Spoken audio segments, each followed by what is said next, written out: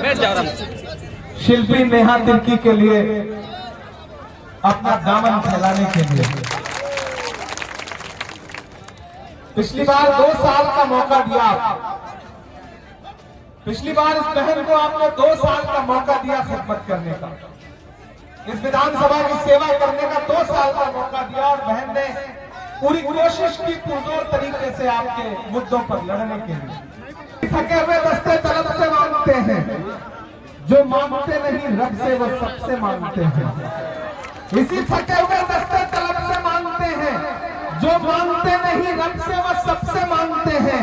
वो भीख मांगता है हाथियों के लहजे में, हम अपने बच्चों का हक भी अदब से मांगते हैं।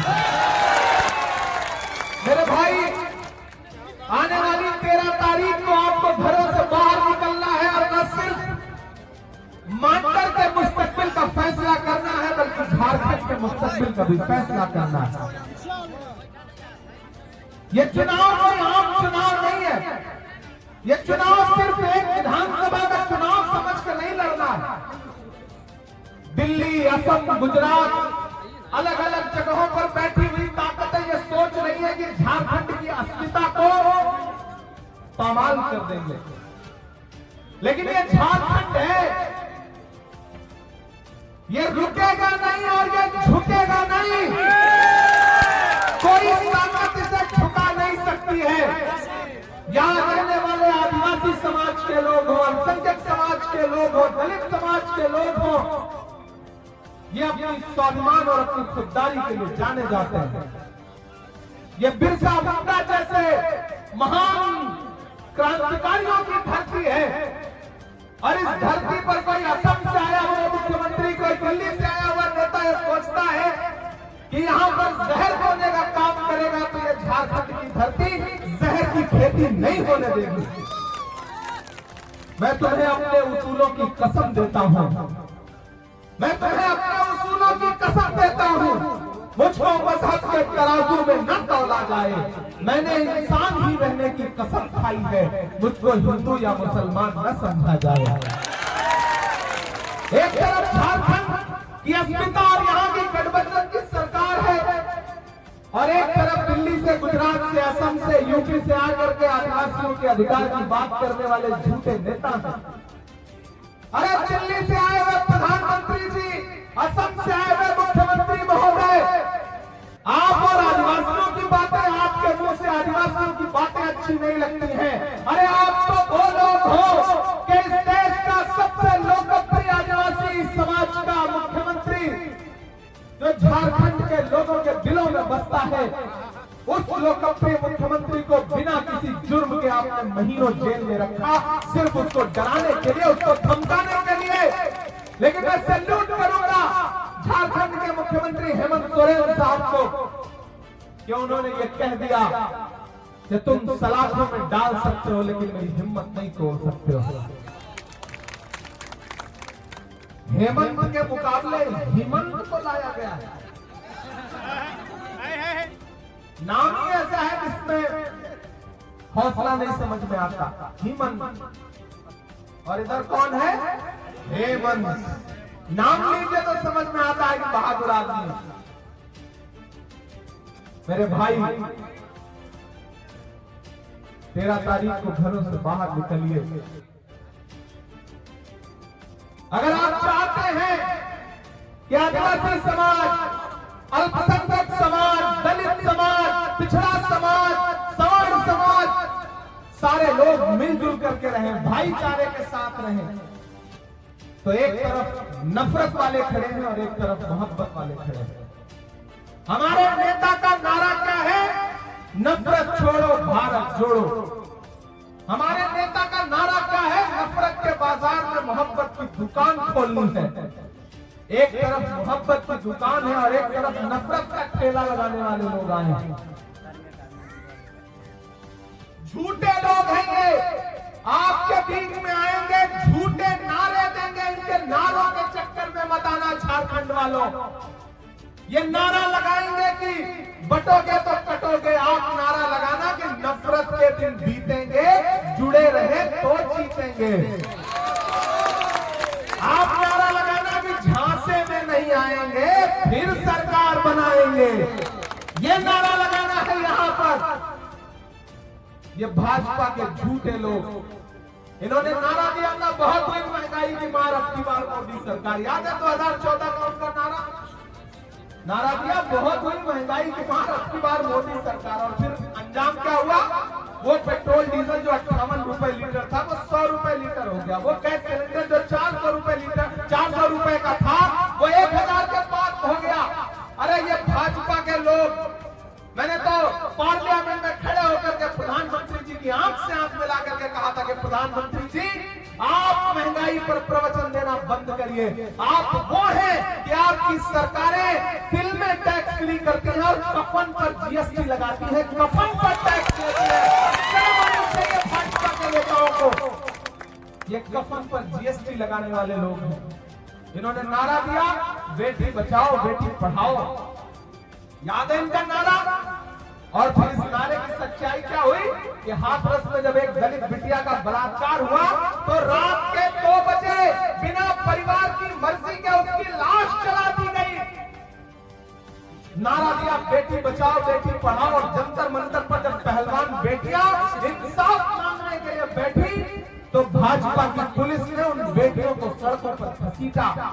इन्होंने नारा दिया बेटी बचाओ बेटी पढ़ाओ। दिल्ली की लाल किले की प्राचीर पर दीवार पर खड़े होकर के प्रधानमंत्री जी ने महिला सशक्तिकरण पर भाषण दिया।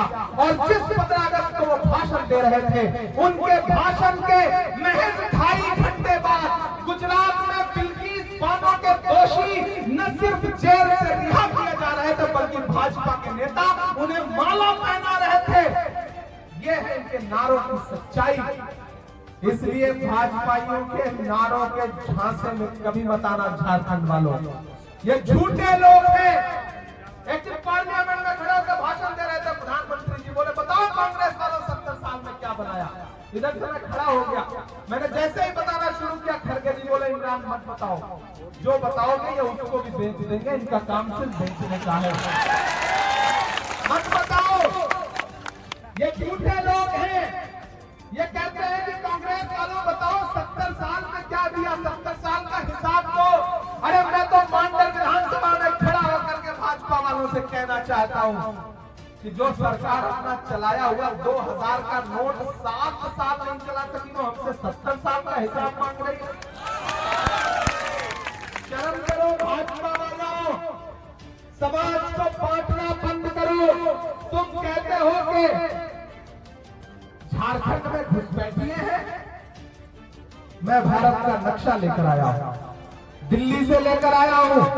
दिखा देना हेमंत विश्व शर्मा को, दिखा देना अमित शाह जी को, ये भारत का नक्शा है। इस नक्शे में झारखंड कहां है मैं उसको और क्लैरिफाई करते हुए यह नक्शा भी दिखा रहा हूं। इसमें झारखंड कहां है मुझे अमित शाह या फिर नरेंद्र मोदी जी या फिर हेमंत विश्व शर्मा बताएं कि कौन सी सीमा है झारखंड की जो जाकर के किसी और देश से जुड़ती है।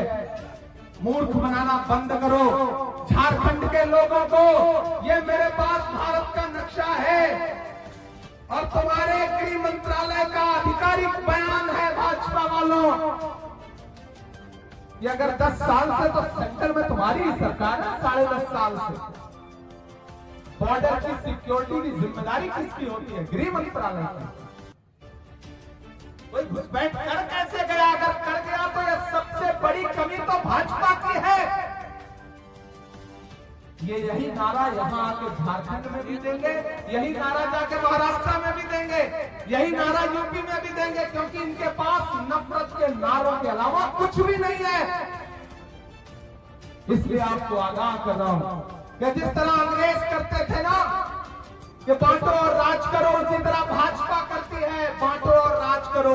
मैं तो राहुल गांधी का सिपाही हूं। राहुल गांधी के साथ भारत जोड़ो यात्रा में 4000 किलोमीटर पैदल चला हूं।